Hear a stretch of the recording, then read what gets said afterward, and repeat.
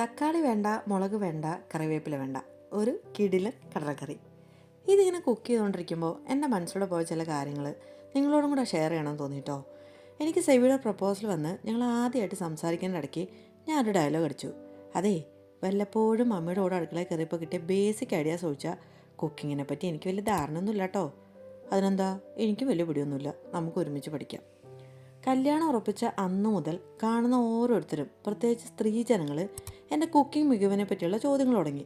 തട്ടിമുട്ടിയൊക്കെ പോവാം എന്ന് ഞാൻ പറഞ്ഞപ്പോൾ, അയ്യോ ആ പാവം ചെക്കൻ്റെ ഗതികേട് എന്ന് അവരും പറഞ്ഞു. കാലം എത്ര മാറിയാലും എന്ത് പുരോഗമനം പറഞ്ഞാലും അടുക്കളയുടെ ഐശ്വര്യം പെണ്ണാണെന്നുള്ള വിശ്വാസം മാറില്ലെന്ന് അന്ന് എനിക്ക് തോന്നി. എന്നാൽ എൻ്റെ ഈ തോന്നൽ ശരിയല്ലെന്ന് പിന്നീട് മനസ്സിലായി.